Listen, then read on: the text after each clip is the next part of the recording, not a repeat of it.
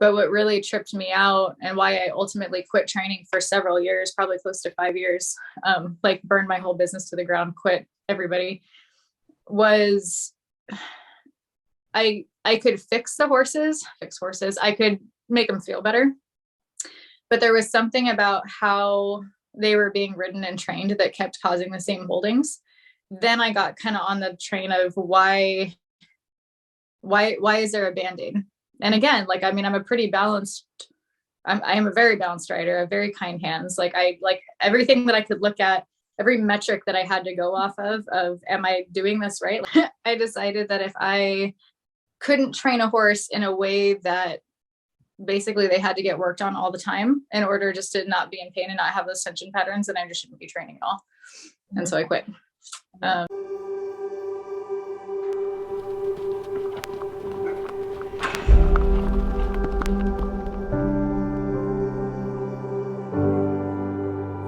I've been a horse trainer for over 15 years. In that time, I had a lot of life changes that inspired me to look a little bit deeper into the gaps that I believe are in this industry and the way we interact with our animals.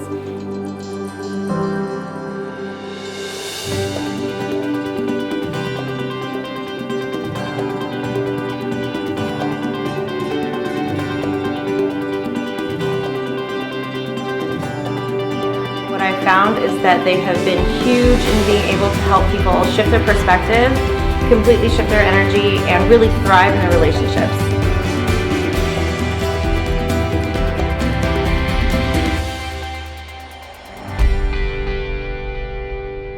Hey everybody, welcome to today's episode of Mirror in the Stall.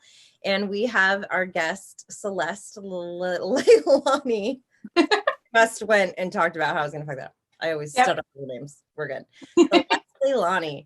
There you go.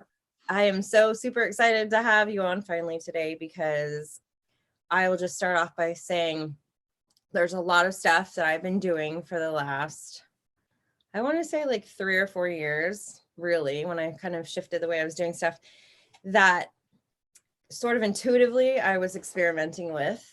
And my clients were all just trusting me and it was working. And I stumbled upon Celeste's work and was like, oh my God, look at, like, I know why it's working. And so Twinsies. I was like, I'm doing that. I just didn't know what I was doing. And now you're telling me what I'm doing. And it's so exciting. So, so welcome. Thank you. So let's, there's so many different places we could go. So I wanted to, how about just start off for the people that don't know you or aren't familiar with your work, give them just like, how do you describe what you do? Like, worst question, because my favorite question. It's a question that I am slowly trying to taper down. At the heart and soul of it, I'm a horse trainer. And I guess you would say more like an equine educator and a person to help and educate the humans on their horses would be the biggest one. I was a professional horse trainer and competitive athlete. I did jumpers for a long time, but I've dabbled in all kinds of different things. I was raised by a bridle horseman and a dressage trainer, and so who fought constantly about the way that things should be done. So I always thought that was really impressive, and I always sided more so with the bridle horseman. But so I was raised with that as my like foundational background, but then fell in love with jumpers because I'm an adrenaline junkie and barrel racing and all of those things. But I've always been like more on the trainer scale. That's always been my passion, and definitely specialize with behavior cases and abused horses and those kinds of things. I usually get the ones that are pretty dangerous. And then I just decided that I didn't know anything about horses, and I wanted to, it's not that I didn't know anything. I understood the behavior stuff, but I got introduced to bodywork, and I understood all of a sudden that there were like pain responses and that there was things that was, not necessarily just trauma, but there's also trauma and pain, and there's trauma and nerve impingements and ulcers and muscle atrophy. And then, it's just been a spiral of trying to understand that we are actually quite behind in where we should be in equine studies, and just slowly growing and swallowing a lot of ego pills about the way that I used to do things and how maybe that's not the most effective way to do it.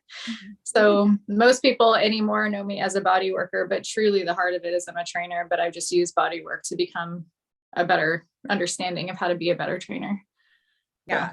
I had the thought when I was driving this morning to get coffee. I was like, it's interesting because if at this point in your training, you don't understand how much the body affects the mind and the mind affects the body. And if you don't understand both of those things, can you actually effectively like train a horse?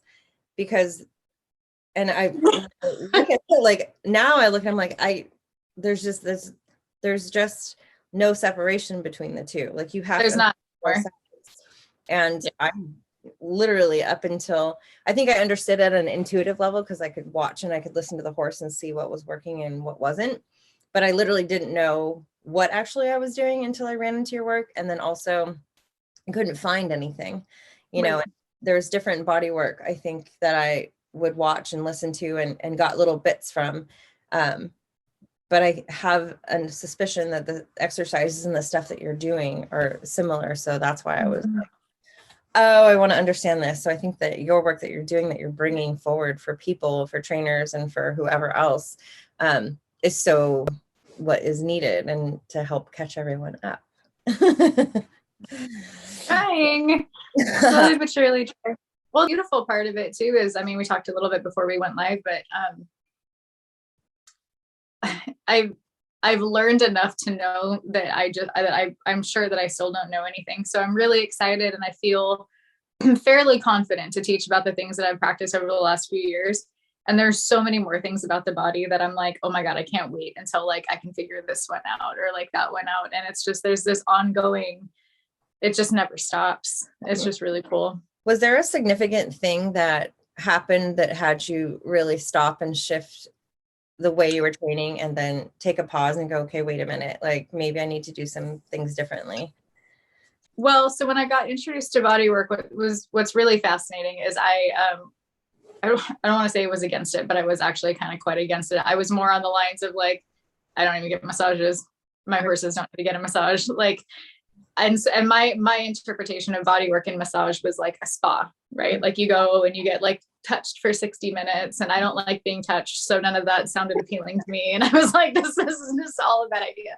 But this woman came to the barn that I trained out of and she was working on a bunch of other horses and she asked if she could, if I had any that she wanted worked on. And I was like, no. And she could just tell that I was just being an egotistical asshole, for being honest. And she said, hey, if you've never experienced this, I'd really like to give you like a free demo. I know that you work with a lot of behavior cases. Can I give you a free session on one of your like toughest horses that you have in your training barn? And I was like, all right, it's not going to hurt the horse and I'm not paying for it. So it's fine. So I pull the horse out. She works on the horse and I watched him and I watched the parasympathetic system change and I watched all of those things. I thought that was really cool. But what was really fascinating is the next day when I pulled said horse out, it was like, I don't know, dude, like 60% of his behavioral issues had gone away. And and I remember sitting there just being like, the amount of things and tactics and circles and rigging and spurs and bit changes and you name it, right? And I was kind, like I didn't beat the shit out of my horses, but I did what not all trainers, I did what most trainers do.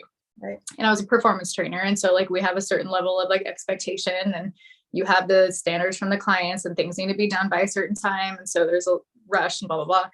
But I just sat and watched this horse and was like completely moved to hysterical tears. I mean, Disney princess crying as I realized that I would have been putting him through all of that for essentially nothing, because really all that was going on was they were in a lot of pain. And I know because he wasn't swollen anywhere. He wasn't limping. He wasn't showing I was a vet tech for years. Like he wasn't showing any specific signs of being in pain. And so like, I never would have guessed that. Right. And so, yeah, it was really difficult for me. And I have a history of DV abuse. And so I know what it's like to work through pain and things like that too. And so, I mean, you know, because your work is all about this, but you get to sit there and level with this horse, and then all these personal things come flooding through, and you're like, wow, well, that's neat. I'm going to be taking this to my therapist for the next 15 years. So that was a really big one. And so then from there on out, every horse that I had come in, they had to get body work before I'd even touch them. I wouldn't even touch them unless they got body work done. Yeah. And then I worked with that person for several years and decided that I wanted to just work on my own horses and have that be a part of what I did. Because if I'm going to be a trainer, I should be able to work on their bodies and train them. And so I did that. And that was hugely impactful for my training business, not only in the success rate, but just, I don't know, like my overall well-being, like feeling like I could help them on a better level. But what really tripped me out and why I ultimately quit training for several years, probably close to 5 years, like burned my whole business to the ground, quit everybody, was I could fix horses. I could make them feel better. But there was something about how they were being ridden and trained that kept causing the same holdings. And so I kept releasing like the neck and shoulder tension and the stuff with their spine, or like they would have a hip that would go out all the time, or their pole was always on, like there was always something, and I could make it better. But then I got kind of on the train of why is there a Band-Aid? And again, like, I mean, I'm a very balanced rider, a very kind hands. Like I like everything that I could look at, every metric that I had to go off of, am I doing this right? Like I'm not cowboy yeehawing them in stupid circles that are like, I don't know. It was just weird, but I couldn't figure it out. And so ultimately I decided that if I couldn't train a horse in a way that basically they had to get worked on all the time in order just to not be in pain and not have those tension patterns, then I just shouldn't be training at all. And so I quit. That was really hard and really shitty, but then I just committed my entire life to body work and studying and practicing case studies with my own personal horses and different things. And that's kind of how all of this has come out. But obviously I have a huge value for body work and I love it. And I think that everybody should have it done. And I don't think it should be a Band-Aid, right? Like your horse should be able to, like, you should be able to train your horse sound, not screw him up and then send him to a body worker and then do it again. Nobody likes that. Yeah. And I feel like the part that felt like was so much more effective was like understanding the way the body actually worked and understanding why I was asking my horse's head to go down. Like, right. You grow up, I think I was like 12 when I got my first horse, and we were at this little barn and we used to go to shows, and it was like the big thing was put your horse's head down, put your horse's head down. Yes. And it's like, but no one ever said like why. And if a horse wouldn't put its head down, you put a martingale on it. Because it was pretty. Yeah. And I was like, I won lots of ribbons. I don't know. I had a really good horse. But it's like, if you really understood what was happening in the body, then it feels like it's so much easier to actually create that within the body. You know what I mean? You understand why I was giving my clients all these groundwork exercises. And it was like, because it helps the body do X, Y, Z. But in my head, it was like such a separate thing. It was so weird. And once I connected the two, I was like, this is like oh my God. It's so bizarre because it seems so obvious, right? But I feel like not to the majority of people. So I gave a lot of clinics this last year in many, many different states. And what the common theme was, and it happened at every single clinic with every single trainer, and they'll all attest to this because they all think it's really funny. But it started out with, they obviously flew me in because they watched my work and they had an open mind, and they were like, I think this is it. Like, I think this is a missing thing that we're really getting. And so they're very excited, very welcoming, very kind. And throughout the weekend, I have a lot of unpopular opinions, which I'm sure you do too. And so you would watch it kind of be like, should I question that, how this is going to go? But they trusted me enough to see it out. And by the end, they're usually 3-day clinics. And by the end of the clinic, it's like 15 horses back to back. They're like, this is really simple. And I was like, yeah, it is really simple. And they were like, it's so profound. And like you basically, like, I feel like my entire life was a lie. And I've been doing this all right. And it's like, they have this like thing and it's so simple. And I'm like, I know, like, I had a really long meltdown about it. And I still struggle teaching it because it is, and it does. And it feels like your whole life is like, I have the same thing about like, just put your horse's head down, like keep it down. Right. And it's like, okay. Yeah. I think did I show you that picture of the before and after of the mare with it was like, had been going around in side reins forever. And then I took her for a while and just did my groundwork with her, like the difference in her neck. Because that's one of my favorite ones. We talk about rigging, right? And we rig the horse's head down. And then people will argue because they're like, well, it works because then the horse learns to put their head down and they learn to do this thing and then you get on and it's easier. I'm like, yeah, but they learned it because you're forcing them to go into a bunch of compensatory patterns that then they're like, well, this is, I guess, the new way that I do. And so you've just trained that incorrect posture into that animal. That's not good. And I like, also I'll take these like photos of the horses that have gone around in draw reins or side reins for a long time. So you can see the musculature and just how cranked and twisted everything is from her neck down through their spine. And then give them, 3 months of just free work where they're like, their thoracic sling builds up and their neck gets longer and their head set's way better. And you're like, yeah.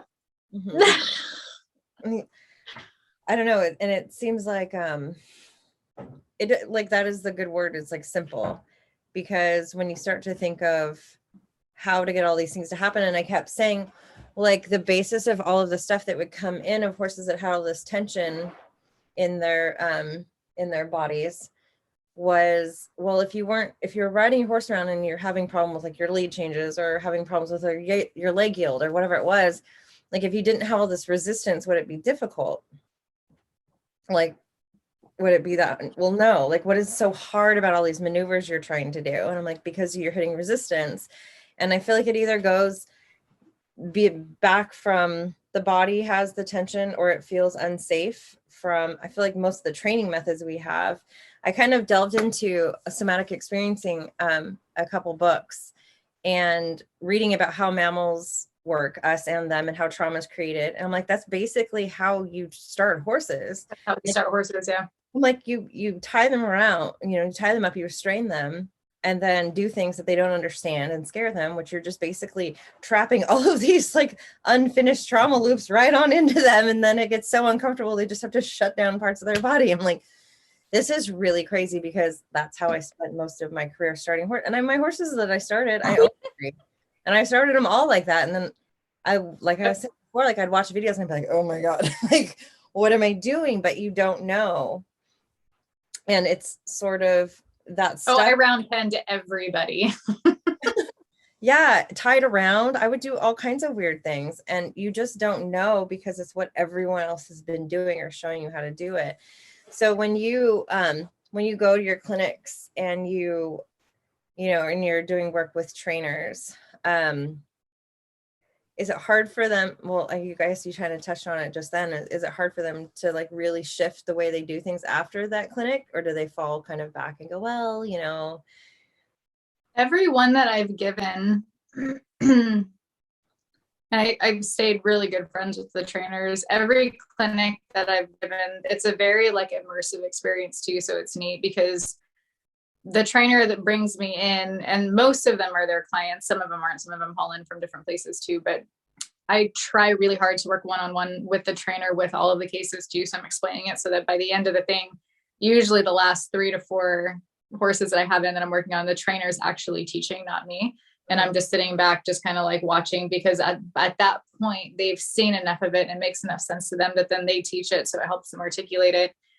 And so, I mean, truly, as far as I know, they just have taken it and ran with it, which is really cool, because the goal isn't for me to go in and like mess up their entire system. Right. It's like, yeah, I'm going to like, there's going to be some like really shitty truth bombs and there's going to be a lot of ego swelling, but they're already kind of expecting that when they fly me in anyway.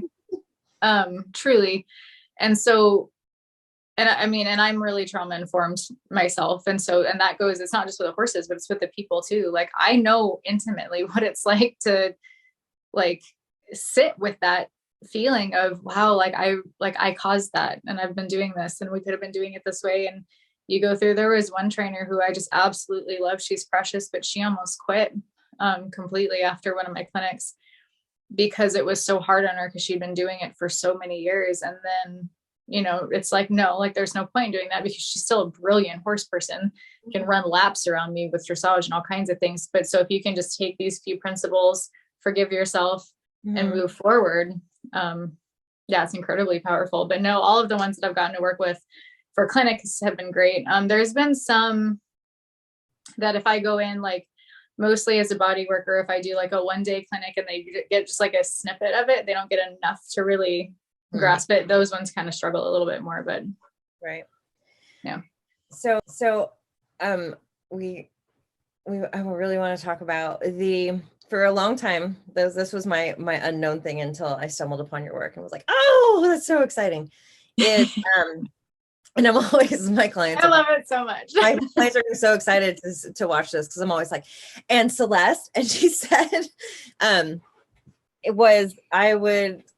I knew that there was something to not just getting their head down, but teaching them to relax, like through like their base of their neck and their pull.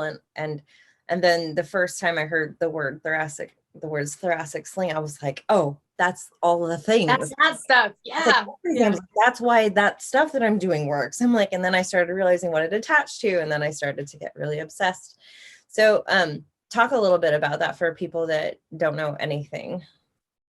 This is going to be another really fun one in the masterclass because I talk about it in a way that you're not probably going to ever hear about it talked about because I've been doing thoracic sling work mainly probably for the last 3 years. That's really been, it's what I clued in on it, funny enough, like probably the 5th horse I ever worked on when I was just doing the apprenticeship before I even went to school. And even when I was in school, I remember like there was something about that area that I was like, something going on here. Like, like there's gotta be, I don't know what it was. And I was so drawn to it. And everybody that I would learn from and my instructors were like, yeah, I mean, like there's tension and stuff there, but I was just always kind of just really obsessed with it. If we're being honest, I didn't know that it was called a thoracic sling. I'm sure that they touched on it a little bit in school, but we didn't really focus that much on it. And so I've been doing all of this thoracic sling work. And it was like maybe a year and a half ago that somebody was just like, God, your thoracic sling works so good. And I was like, that's what I'm doing. All right. Cool. All right, I'll take it. And because it's a phrase that people know, it's obviously easier to explain when people are like, I get this. And I said, okay, so I should probably get on board and learn more about this. So I started diving into all of this thoracic sling research and comparing it with what I was actually doing. And I've yet to come across a single thoracic sling exercise. I mean, we're talking like Dressage Today just had one that they launched out a few months ago. I mean, and the woman that did it, and I'm sure she's wonderfully brilliant, but every single exercise that they wrote about in there wasn't good. Okay. And I was really confused about it. And I was like, so one of the things that people will run across about it. So as a brief note, so I'm going to get off on all these soapbox. The basic thing in layman's terms, the thoracic sling is horses and humans are built very similar. Obviously they're on all fours. We stand up on 2 legs. The difference in the thoracic sling with horses for us is they don't have clavicles and we do, meaning all of our front end is still held up structurally by bones. We've got clavicles, our cervical spine, shoulders, all those things. Horses don't. So their entire front end, their chest is all made up of musculature and connective tissue, and that's it, which is why they can do such incredible athletic maneuvers. That's their shock absorbers, like it's everything. But the other thing that's tricky with it is it also helps to hold up their entire front end of their body. So with their head and their neck and their front end, I believe it was Hillary Clayton's research. She's an incredible vet. And I think she said that it's 55 or 60% of the horse's body weight is up in the front. So that's, more than half, right? And so more than half of the body is held up by a non-bony structure. Like that's pretty insane if you actually think about, like, if you understand how the skeletal system works with the muscular system, you don't have a foundation anymore, like your rods are gone. And so it's really important that sling stays really strong. And then I've done a lot of work with wild mustangs years ago before I got into bodywork. And if you're around mustangs in the wild, they're constantly running around. They're going up and down hills. They're going around rocks. They're doing lots of long gallops and like, or not long gallops, but like lots of short spurt gallops. And those are things that will strengthen it. And so there's a lot of things in the wild, not that Mustangs aren't completely battered when we bring them in and they don't need conditioning, but their thoracic slings are typically naturally stronger than what we have in a domesticated horse, because most of them are in stalls. So they're not working out. They're on very, very, very prissy footing, where their precious tendons and ligaments don't have to, get any strain, but there's nothing to help strengthen that area for them. And the other thing that's the number one problem with thoracic sling work is circles. And that's what everybody does with a horse. That's how we train them. We don't train them appropriately. And if anything, we train them to collapse their thoracic sling, and it gets weaker and weaker. And any thoracic sling exercises that you're going to find, like really common ones, are backing. So backing circles or backing certain things. But if a horse has thoracic sling problems, so if you think about them like as a scale, the front end and the hind end should be like the same level. Thoracic sling horses, or horses that have issues with it, will be lower in their front end than their hind end, which means they've got a lot of loading and a lot of dysfunction that's going on in their hind end. So you're going to take a horse and then you're just going to practice backing when that's going on. It wouldn't occur to me to think that would actually help. I mean, if it's already having issues, like backing up would just be. The backing builds up the front end a little bit. There is some truth to that. But it's also messes with the spine, and it also messes with the hind end. Hill work is another one, which is great. Going uphill is fantastic for thoracic sling work, but typically if you go uphill, you have to go back downhill, and any downhill thing when you have thoracic sling issues is extremely detrimental. Right. And so like there's all these different things. Like I could run through a list of exercises, and I'm like, yes, it would help with that, and it would be at the expense of this. And that's the problem. And so my big thing has been trying to basically do a crusade on how can we develop the thoracic sling while keeping the horse's spine and integrity, and not doing any of these things at the cost of something else, because then you're just creating a problem and fixing a problem. You don't have to do that. So. Right. Yeah. Yeah. And so as far as, my understanding is, do you feel like by releasing the thoracic sling and having that anatomically like softened and without all of this tension and restriction, does that help switch over their autonomic nervous system? Is that like directly correlated with it, right? It is. Yeah. Yeah. And there's a couple different, and that's like a whole nother, actually Tammy would probably be a really good one to ask about that. She can run laps around me, around like the visceral stuff, but she did a post about that not long ago. I wish I could remember what it said, but she's very good. What I've noticed with the thoracic sling work is, well, two main things. So we have this really nasty fatty nerve bundle that's called the brachial plexus, and it sits underneath the scapula, and it sits between the scapula typically and like C7, T1 area. And that's a big deal. So anytime a horse is weak in their thoracic sling, they're going to not have as much cushion. So their scapula should be like this, and instead they're like this. So you see like on my before and afters, like the horses are always like way bigger.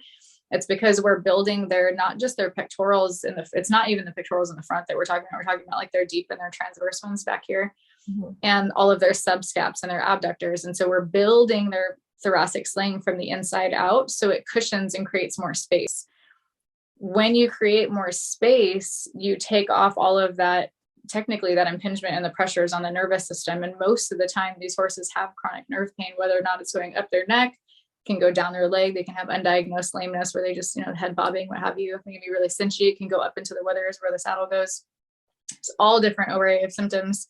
But another big one when they have that is they also have vagus nerve dysfunction. And so when you release all of that and you can reset it, then the vagus nerve can actually have a full reset. And that does like a whole nother trip to the horse's, their mental state, their ability to breathe.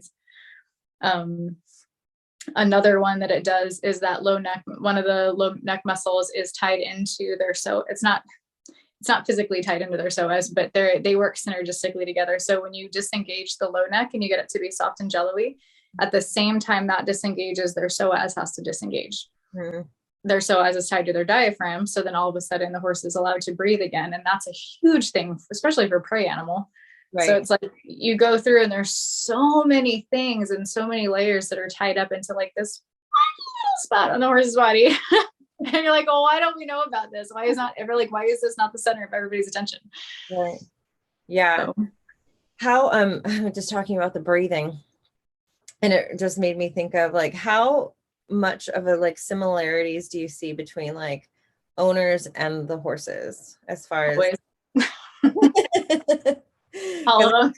all I think is like the breathing. And then sometimes I'll be teaching someone and I'm like, I'm not breathing. I'm like, are you breathe? Like, Yes. is it me? I'm like, why am I not breathing? And I'm like, oh, you guys need to, and they're like, oh, and then the horse is like, oh. Yes. Anybody that's taking riding lessons for me will probably agree to that. They're like, she always yells, breathe, take a breath. So what got me really like good at this, in my opinion, or what brought my awareness to this is, so I quit my training business and just went back to bodywork for a long time. And then I just kind of got a wild hair because what I watched was I go to all these barns as a body worker that had no idea that I was a trainer previously or an instructor. And that was always a really fun dynamic for me to like sit there and be like, can't see anything. I'm just gonna rub your horse's butt. It's fine. It's cool. Try to not be judgy, totally judging. But I'd watch the riders ride the horses that I would work on, and I could see that their bodies were twisted in the same way that the horses were. Mm-hmm. And so after like a year of that, I kind of got this wild hair where I was like, then I could go back to school and like work on humans, and then I could work on horse and rider teams. Mm-hmm. And that would be really cool. And then that'll be it. Like, that'll be like how I can fix it, because if I can fix the riders, and I can fix the horses, and that is helpful for sure. But that also comes with the whole, I'm sure you've heard this, but we're like, it's always the rider's fault. Like we're always the one that's screwing up the horses. And I have found that to be really fundamentally not true. I think that we definitely are a detriment to our horses most of the time. But if you have a horse that's not developed correctly, or if you have a horse that has a twist in its spine, that twist in its spine is going to throw you into be crooked, or it's going to make you ride heavier into your left stirrup, or it's going to cause your right shoulder to come up if their thoracic is crooked. Like, we don't look at the horse's body at all for twists and dysfunction. We just blame the rider. And so I was definitely one of those. I used to work for an Olympic coach. Like, I mean, riding lessons for me were getting like screamed at and berated. So it's a very common thing. Trainer so, real. Yeah. Oh my God. So real. Even to this day, I'll go to a clinic, and as soon as a trainer starts talking to me, I'm like, I don't know how to ride anymore. I forgot. Yeah, it's terrible. But so I thought like that was really interesting. So I was like, because I had this thing where it's like the riders screw the horses up. If I can fix the riders, then I can fix the horses, and that'll stop putting the band-aids on. So I went to a really fantastic human school that did structural integration. It's body zen therapy. It's like another form of rolfing. And so it was very big on structural, like really resetting the entire structure, having it's like a whole body perspective, lots about nerve impingements, lots about trauma, lots about how to realign the body correctly, not only on the table, but then how to help them continue that learning, like as they move through space. And it was just like, it brought a whole nother horizon, but it was so much more in depth than anything that you learn in horse school and in any of the horse anatomy books. And I just remember reading this stuff being like, why, like thoracic outlet syndrome is like totally a thing in horses. It's probably 80% of horses, 90% of horses that I work on all have thoracic outlet syndrome.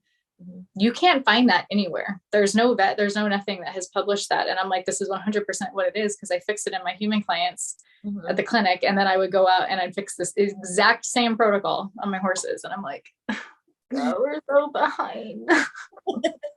Sciatica, all those things. Yeah. So talk a little bit about nerve impingements. What that is. They suck. It really hurt. It really hurt. What is actually happening that causes that? Again, breaking it down like more for layman's terms, what's actually happening is there is something that is either rubbing up against or aggravating. Nerves aren't meant to be touched and have things. So like the way that the body cushions the nerves into the system is very specific. And when that gets disrupted, again, by like, for instance, the thoracic outlet syndrome. So in humans, it's caused by usually like somebody that does a lot of this, like lots of hairstyles, or hairstylists are some of the worst ones, but there's a lot of other ones. Or if you sit at a computer desk all day and you're very folded over and you've got a lot of this going on, you'll pinch down the muscles. Our brachial plexus sits between our first rib and our clavicle. And so over time, that space will go down. And so there's no more adequate space for the nerve, is essentially the answer to that. And then it gets pissed off and it sends all kinds of like mayday signals to your body going like, oh my God, we're all going to die, because that's what a nerve does. And so for horses, again, like that will present like head shaking syndrome's a huge one that I fixed. One session, a vet will have written this horse off and they just have this rever, or, you can have $1,000 custom made Fairfax bridle made for your horse. And if it doesn't move ever, maybe it'll be quiet while you're riding. And it's like, it's not really any of that. It's just take me 30 minutes to whip through that bugger. Yeah. So that's really gnarly. There's a very common one with sciatic that I really would like to bring a lot of attention to for people is horses that will catastrophically blow up, especially bucking and crawling for no reason. Every single one that I've gone out to and watched, if you watch the movement pattern, there will be a specific action that the horse will do in their body, and then they'll catastrophically explode. But the rider and the trainer can't see it because they're like, we were just cantering around and it was fine. Right. And what ends up happening is more often than not, it's always the spinal integrity issue, meaning the spine isn't straight from whether it's the sacrum, something's going on and it's out of alignment. But most of the time it'll be like the hind end will be leading the circle instead of the front end. And that's been going on long enough, like fishtailing. And that's been going on long enough that they'll be like cantering, going around, nothing's going on. And then the horse will like, and you'll see it because you'll be looking for it. And like the outside hind will step outside of the line of straightness of the outside front. And then the horse will just have an absolute catastrophic explosion. And so for those ones, you have to fix, like you can go in musculature manually and fix it. But the really main one is you have to then send the horse through like these PT movements to re-strengthen everything around that lower lumbar spine to basically, and rewire the horse so that they stop moving like that. And that's a whole nother thing. Like I tell everybody, my work's like 60% body work and PT, and the other 40% is all proprioceptive. Right. It's all trauma. It's all like, how can we rewire the horse to not move these ways? But yeah, it'll send like an absolute lightning bolt down the horse's entire back and their hind leg. And they, you and I can say, oh my God, I'm having this sharp, burning, terrible feeling that doesn't make sense. And somebody can explain it. Most of us know what a nerve pain feels like, but like horses don't, they can't say it. They just, oh my God, I got shocked. Right. Yeah. So it's trippy. Yeah. Yeah. And I feel like, it like kind of, since I've been in this space, it's almost like you can't unsee it and unknow it. So there's no way to go anywhere and look at a horse's misbehavior and go, oh, it's just an asshole. Like it literally offends me when I hear people talk about their horses now, because I'm like, how far removed are you from reality to not understand that they're not just trying to be assholes? But then I have to remember I was totally there, and it wasn't actually that long ago. And so, and I know that it was from my own personal experience, like me really understanding what does it feel like to be in this place where, even if like for me, it wasn't even a physical injury, it was just like so much stress from my divorce and, the end of this marriage. And my body was in so much physical pain that it was like, there were times where I couldn't move my neck, like for the 6 months leading up to my actual divorce. And it was interesting because I think that piece, and I don't, if you want to speak to this too, like you yourself going through a really hard time emotionally through your own trauma, and then coming out on the other side, being able to like almost experience what it is like to be there, like up levels your ability to be compassionate and empathetic to like a whole new space of how to like release. Oh my gosh. So huge. I always call him my current husband, which sounds terrible because it makes it sound like he's like not going to be. Not what I mean. I've been married once before, brutal divorce, not a good time. My now husband, who's lovely and wonderful and very patient, he actually taught me when I was going through human bodywork school. And again, I'm going to repeat the fact that I'm much better with it now, but like I've always hated being touched, and that came from childhood abuse, foster homes, like the whole gambit of things. And so me going through massage school was one of the hardest things I've ever done in my entire life, which sounds ridiculous, but it really is true. Like you have to strip down and get touched experimentally, by the way, by people learning in group settings of other people. And then the instructor loved, God bless his heart. And I mean, we had incredible instructors, all of them, but most of them really loved using me as a demo, because if you look at me walking and moving, I'm pretty graceful. I look like a very good functioning human being. And then you get me on a table and every single one of them were like, holy shit, like, right. Oh boy. And so it was such I'm a very good fake is what I was called very many times, because they'd put me on the table. They're like, we'd never know you were this broken and twisted. And which explained why I didn't like being touched. Right. And it explained why I had a very low capacity for things. And I didn't know that I could be out of pain because I didn't recognize that I was in pain most of the time until you touched me. And then I was like, oh my God, that hurt really bad. Don't do that. Right. And so I had to learn through this year and a half of every day, 8 hours a day, that like how to do breath work and how to like, do very slow touching, to just bringing awareness to the tension and the pain and the memory that you have, which is a lot of what you do with the horses, and then letting that go that way. And it was just transformational. And so I just became a better human having been through body work. Like I got more therapy out of going to massage school. And again, granted, I was in a very specific trauma-informed school, so I'm sure that has a lot to do with it. They were very good. I mean, I don't think there was a day in class where somebody didn't cry or have some kind of a thing. And we all were taught how to hold space for that, and that it was allowed. And then you see other people having these releases, and then you realize like that's allowed and that's really healing too. But so back to my kind husband, there was a day, probably a year out from that school. And I mean, I was just being a bitch. I'm just not even like, I was just having a day. And he, in all of his abundant kindness, was like, hey babe, he's like, how much pain are you in today? Oh yeah. And I was like, why? And he was like, he's like, your capacity just seems a little less today than it usually is. And I'm like, how do you get offended about that? Right? Like, come on. Especially with like backgrounds like ours. Like, I mean, I can't get mad at him, but I did. And I just sat there and I thought about it and I clued in, and I was like, I'd probably been and I have lupus. So I have like really interesting things happen in my body sometimes. And I was like, I've probably been at like a solid 8 all day. Just woke up that way. Right. But I'm a mom and I'm a horse girl and I'm all these things. And I'm not limping and nothing's swollen and bleeding. So obviously I'm fine. And so we disassociate from it.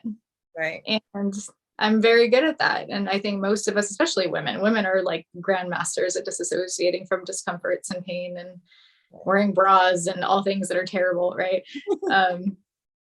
But it's been very interesting to see that. And so when I see a horse that's really agitated, or their capacity for learning, horses are so like, they're so graceful and they're so generous and playful and they want to be engaged. And so if you come across a horse that's not like that and they don't have any capacity, to me, I'm like, they're in pain, whether or not it's an active pain, like a nerve impingement, or if they're in pain, like how I was for years, where I just was hurting from tension and I didn't know, like that's a huge thing.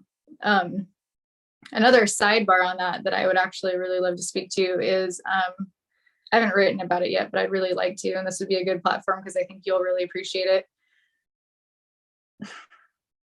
You'll have horses, and I know that you've done this because I've watched enough of your work to know this, but like, how many horses do you have come into your program that like failed other programs? Well, all of them. I mean, all 95% of them. Right. So you have these horses that come in still an equine, 4 legs and a tail. And for some reason it didn't work on those horses. These traditional ways of doing things didn't work on these horses.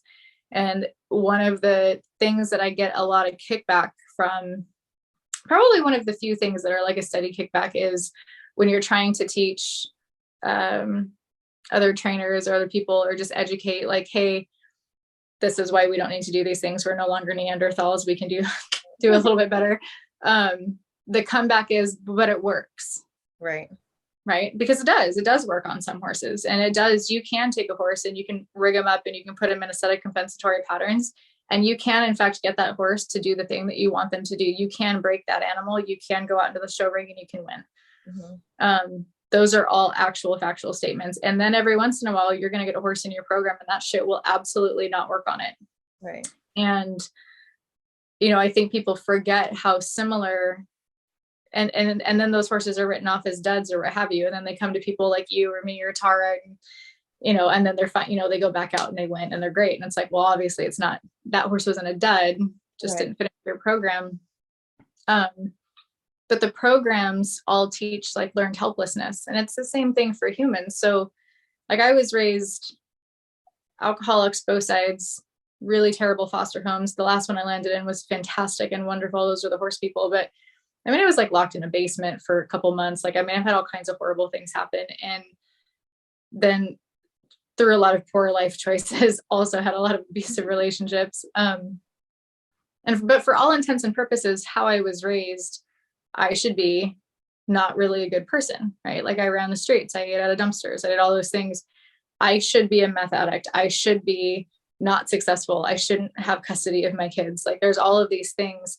And it's the same thing for the horses. Like people need to like stop and actually look at the differences in the personalities. And you can't just cram all of them and be like, well, you went through these things and you did these things, so you're just a jerk. Like, right. No, it's not that simple. Like, right. Yeah. And I think what you said about that piece about not even realizing you're in pain. I feel like so many people, like you said, you're not limping, you're not bleeding, you're fine. There's so many people that are living in this state where they don't even understand that they're in pain because, and I think, is it the bringing of awareness to those certain parts of your body where that stuff is sort of accumulated that like activates it almost when you disassociated from it? Is that sort of how it works? Because I feel like that's what I say. So, yeah. I kind of tell people, like, you know what it's like? It's like when you go, have you ever gotten body work and you're on the table and all of a sudden they get to a spot on your body and all of a sudden you're crying and you have no idea why? Because that's what I had that happen with people while I was working on when I did people, and it was like, and at that point I had no idea. Like, right. I just did this because I didn't want to go to school. My parents said I would never. I'm doing a horse trainer, so I'm here because I don't like college. You're welcome. This person's crying. I'm like, I don't, but like, that's kind of what I equate it to when you get to a certain part of the horse's body. And then all of a sudden, all of this like emotion is coming out that just needed to be released, especially the horses that hate being brushed, because I'm one of those people that does not like deep tissue anything. Like if I have a really good worker and there's a spot and I feel really safe, like you can go deep, but like, and then I explain it to people, like, it's like you going and laying on a massage table and having them tie your wrists to the table. Like that's literally what we do to them when we brush them. Like we, truly. Like, does that make you feel creepy? Do you feel weird? Because you're not entering into your horse's space and being conscious about where you're at. You know what I mean? Like, I'm not saying all horses are like, oh God, I'm being abused because I'm being brushed. But if you're looking at it, like you're restraining them and then you're coming in with all of your stuff and so unaware, I'm like, that's, you know, that's like, it's kind of gross. It's a very rapey culture. Yeah, totally. And I think when I put it to people, like everyone can envision how horrible that would be. And everyone's like, oh, I'm like, just be a little bit more conscious when you're like putting your hands all over your horse. And if they're telling you, don't like it, hitting, and they're trying to bite you, take a step back and like, is it me? Like, what is it about what's going on? You know what I mean? I have a horse and I always say his medicine is sort of boundaries. I use him in a lot of my other stuff that I do, like the mirror sessions with meditation and everything. And he will hone in on the person that is like a little like wavy in their boundaries, and he goes straight to him and just like pushes his body. And I can't tell you how uncomfortable it makes me, but I understand now what's happening. Yeah. But fun if I can brush him and I can be in another planet and I can brush him and he's just, I've had 2 people that had leased him separately where as soon as they would start brushing, no matter how light, no matter how whatever, he would like it aggressive, like spinning to try to bite. And I would go in and it was like, what is this? And so that's where I go, and I would like to hear your thoughts on it. How much, is it the person, sometimes, because with him, that's what I experienced. Because normally if it was just the person and the experience happening, it was their horse, I would be like, oh, there's some stuff we need to, but I could literally grab the brush and he would be fine. So I'm like, what is this? Because I don't know what that is. Do you have any like thoughts on that, or have you experienced that where it's? I think that horses are, I mean, they're master readers of energy and intention. And when you have horses, especially when they're like your personal horses or mine, and they're used to a certain, I don't want to say caliber, because it's not like I'm not trying to knock the other people, but when they're used to like a certain set of standards, and this is how we go, you and I aren't going to go up to them and expect them to receive our touch when we're not in a good place and we're not grounded. We have a lot of that expectations and rules with them, that then when they're around other people that don't have that and don't have that checklist of standards, they just don't tolerate it. Right. And I think that that's beautiful. One of the warnings that I always have to give people, if you put your horse through my program, meaning like the exercises and you're, not only just through the physical therapy aspect of it, but also it comes again with a lot of that trauma awareness, and you need to hold space for them. And when they're processing stuff, once a horse has gone through a certain amount of that, their capacity to tolerate or to ever even consider learned helplessness goes like right out the window. Right. And so one of the people don't not necessarily complain about it, but they will say for sure, they're like, you definitely made my horse a little bit more of a bitch than she was. But it was because she was allowed a voice, right? Like all of a sudden they get to be like, no, like if you're not asking energetic permission before you do something, then you don't get it. It's beautiful. Yeah, I always tell people, well, once they know, like there is no more space for you to go in. No. They know, then you're, I think they tolerate when someone completely doesn't know sometimes, right? And then they're in a lesson program or whatever, and everyone's kind of just like filing through and they kind of learn to go to their special place. But if there's that little bit, they're like, you hear me. You hear me, and you're choosing to ignore me. You're consciously deciding to do your own thing today, and I'm telling you, no, here's your lesson for the day. I had one of my clients the other day. It was so funny because I had shirts made before I did the expo last year, and everyone was like, you need to like put something on it. And one of my clients was like, oh great, another fucking lesson. Like, or another opportunity for growth. And I'm like, oh my God, you guys. But it's like, because when it shows up like that, my first thing is, what are they inviting you to do? What are they inviting you to look at? And they're like, oh, can't you just tell me to put my leg on more? And I'm like, nope. Sorry. Can't do that anymore. No. Yeah, it's more leg. That's a whole nother soapbox. My entire life has been more leg and or inside legged outside rein, both of which completely screw up a horse's body. Right. I feel like when I look at horses who don't want to go forward, all that I see now is just a buildup of tension in their hindquarters. And so I started telling people this. So, I mean, I feel like, well, like here I am second guessing myself. But what I started saying been in the last 6 months where I'm like, if you think of every single tool you have, whether it's the bit or your leg or, the whip or whatever you're carrying, whatever you're using, it's just a tool to help isolate and identify where there's tension. So when you're riding, if you think about, I put my leg on and the horse doesn't move forward, it's because there's some place on there that I need to bring their awareness to so that they can release that and then move forward. So it's not your horse is lazy or your horse is, it's like, no, they're never lazy. It's just tight somewhere, or there's, they don't feel safe in that part of their body, or, and it helps people kind of definitely be more patient, I think, when they start to look at things with a completely different lens of like, oh, Yeah. okay, maybe this just isn't a thing. No, it's 100% a thing. Yeah. And I think people need to know also the conversation we had before, and the whole basis of my podcast when I first started, and this was like a year and a half ago, I had a master class. And what I did in that master class, it was like a 3 months long, and every other week we would do a coaching call. And then the other weeks I'd invite a trainer in. And every time I invited a trainer in, and there were some pretty high level trainers, and my goal was always to get them to the point where they would talk about how they didn't know they so much doubt in themselves, and so because I think people look at like the work that you do and they go, well, you're just have this like thing that we don't have and we can't get to that. So, and I'm always like, do you know that like every single trainer that came into that call was like, oh, well, there was this time where I felt so inadequate to be at that show that I threw up in the bathroom for 20 minutes because I didn't think that I should even be with the people that I was about to go show next to. And these people are like, oh, I'm like, because human being, and it gives them the ability to understand, like, you also can understand this stuff and do this work. Like, you don't need people to, and so I'm always telling people, if you feel like you're being inspired by your intuition to do something with your horse, then try it because that is how things evolve and you learn and listen.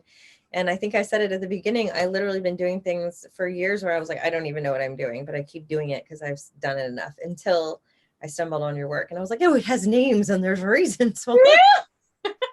So I think it's important for people to know that, like, sometimes you don't know. But if you're just listening to them and they're giving you this information non-verbally, they're telling you. They're telling you the entire time. The number one thing that people will ask me is they're like, hey, we really want to be able to like do what you're doing. We want to be able to like get, whatever, what books, what courses, what classes, like where can we start learning this stuff? And I don't ever have an answer for them. And that makes me feel really shitty. Because I didn't learn, which is why I really am trying to like get to doing more online courses and writing and like this masterclass and like trying, because I do want to teach people it, but I don't have a set place to send you to yet, because most of it, and I don't want to be like, I made it up, but I'm pretty sure it's why you're on this planet. So just kind of making this up as I go along. I have this wonderful woman that I work on every once in a while. She owns a boarding facility out here. And she's always like, I'm always curious, like, what's your next thing? Like, what are you doing? And I was like, I don't know. Like, I'm just making it up as I go. Like, I don't really know what I'm doing. But it's because the way that I perceive the universe to work and the way that it works with horses is when you're ready, when you're willing and ready to learn something, when you're ready, you get given either. In my experience, I've had a couple really amazing human teachers, but really like what taught me everything that I'm doing right now has been my horses. Some have been client horses for sure. A lot of them are my personal horses. My mare that I have, that I still haven't gotten back on. I've not ridden her for over a year. And everybody's like, when are you going to ride your own horse? I'm like, when I'm good enough.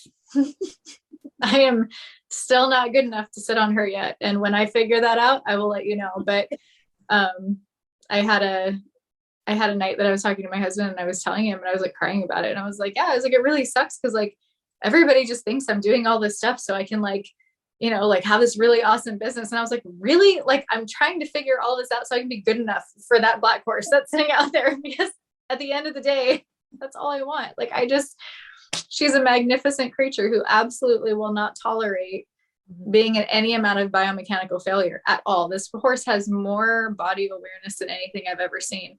And she's incredibly athletic and she could fake it all day long if she needed to, but she won't. And she will kill me before she lets me put her into any amount of it. And so I got her front end figured out. I got her neck figured out. I haven't had a lot of time this last fall and winter to like play with her spine and her hind end, but I'm working up to it. My intention was, while I was like really fat and pregnant through the winter, I'm going to try to do a lot of groundwork with her so that next spring, maybe she'll let me get on her and I can ride her. But yeah, I mean, you learn it from the horses. And as things have come up, it's, then you have the Rolodex of all of the horses that we've had in training throughout the last 20 years. And you're like, oh my God, that would have worked on this or that, or this or that. And it's just really, yeah, we're all just full of it, making it up. I don't know what to tell you. So talk a little bit about the masterclass that you have coming up. So it's going to be a really fun, interactive situation. So I wanted to do a live class where I definitely have like, I want to just basically dive into everything about my business, because I think, you know, there's still some confusion. It was like, are you a body worker? Are you a trainer? Like, what do you do? Like, you give clinics, but like, so like, is it going to like, can you teach me how to rub my horse better? Like, I always get these random questions. So I thought doing like a full, like really immersive masterclass would be fun, that I could kind of go into a little bit of everything. So it's going to be like an intro to my business, as well as diving into my own methodology that I've kind of figured out over the last couple of years on how to develop and strengthen the thoracic sling, common do's and don'ts, signs and symptoms of horses being in pain that are not limping and bleeding and swollen, how it affects behavior issues, just all the things. And then having it be very open to Q&A. What's really, I don't know if I added you to the group, but there's a bunch of people that are posting like their horses and questions and different things that I want to loop back around. So I'm going to address. So if you're in the group, you also get to have like some one-on-one coaching in a live format where we can like discuss the horses, and that's really cool. And the biggest perk that I really appreciate from it is it's all in a private Facebook group. So it's going to be like a community of humans that are all trying to find other answers, and they're all super supportive of each other, and they're already making friends, and that just like rocks my world. I love making supportive horse forward thinking, mindful horsemanship communities. So very cool. And when is the date of that masterclass? Probably be a good thing to mention. That is on January 2nd. So next Sunday, a week from today. Oh, it's going to be at 2 p.m. Pacific Standard Time. And it will be recorded and left in the group. So you can go back and watch replays and all the things. Yeah. Yeah. So what I'll do is I'll definitely, I'll stick a link in the show notes of this for the recording so people can find it. But also if they want to know more about your stuff and what you do, or schedule private sessions and stuff like that, what is your website? Where can they find you? It is www.wildmagicllc.com. So just naming my business for that. Pretty active on my personal Facebook page and Instagram. I do have a business page for it. I'm not very active on it. I don't have the bandwidth to do all of the things. But if you follow me either on my private Facebook or my personal Facebook page and or Instagram, you should see that stuff. And then on my homepage of the website, there's a email subscription link. And when I start doing courses and classes and clinics again, those emails will go out just saying like, hey, this is available if you want. I don't send anything else really other than that. So you won't get a bunch of stuff. I know. I have a substantial built up, and I'm like, I should probably maybe send something out once in a while. Like, oh, that's right. That's a thing. But yeah, I get the, when you get the emails like every week from people, you start to just kind of like, yeah. And I mean, and I don't have the capacity to do it either. Like, it'll be funny.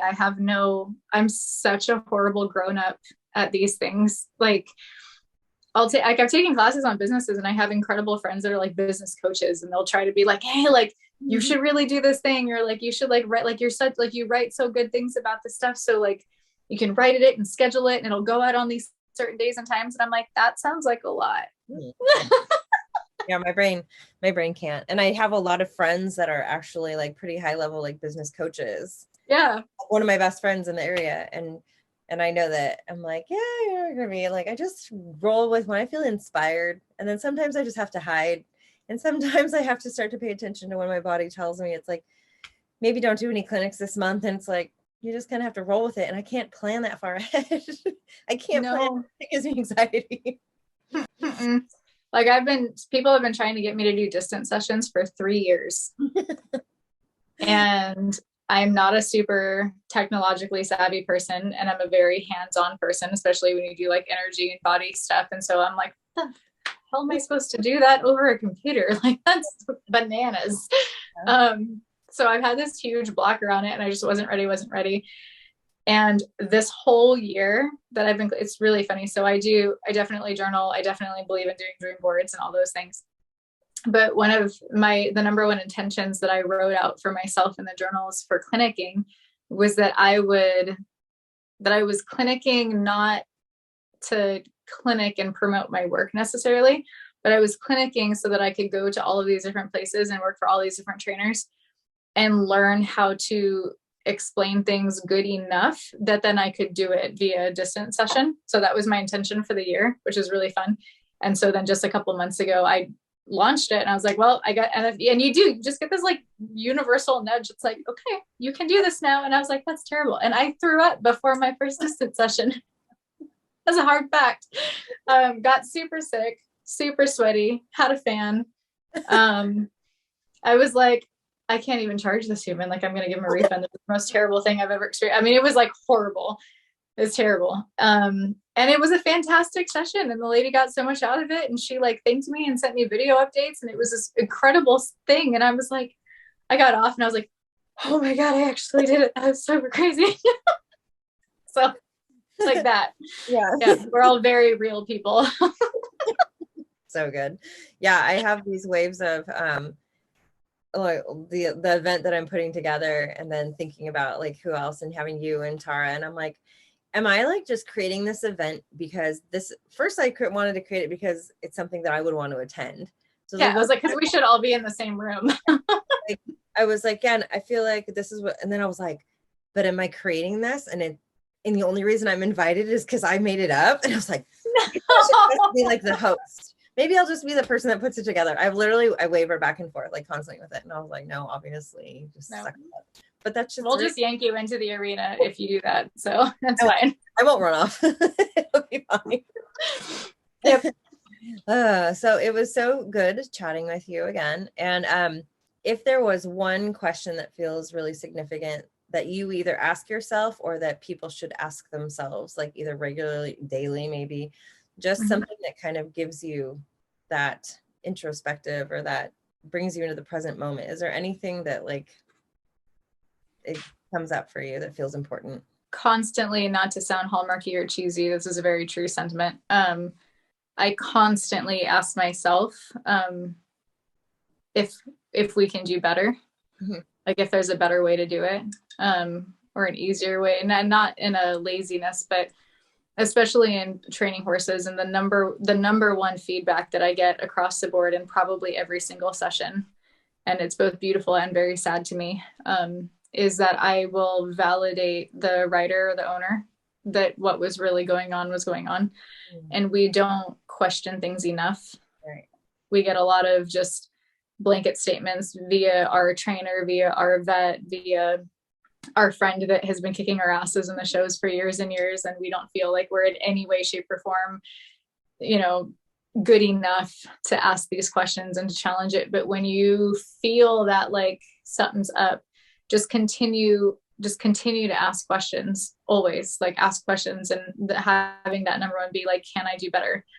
And that has been the driving force of my entire business, and what has gotten me from where I was to where I am today is trying to figure out how we can just show it better. And there's always a better way to do something. We just got to figure it out, but not accepting that this is just the way that it is and this works. Like that's not good enough anymore. Right. That was very good. Well, thank you so much for hanging out with us. You're so welcome.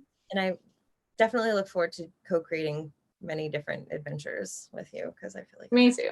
So many things to happen for the horse world. It'll be super fun. I'm really excited. I'm very excited to have you joining on the masterclass too. So, yeah, I'm definitely getting myself a spot in there. I'm super stoked. So I think you're in. I think I added you already. You're already in. Yeah, no, you're good. You're coming. Whether you like you're coming. Please be there. You can laugh at all my awkwardness while I'm live. So good. Okay, well, it was great talking to you, and I will put all the information for everyone that wants to reach out. You have a distance session, private sessions, or definitely want to join the masterclass, get in on that, and I'll put that all in the notes. Cool. Thank you. Yeah.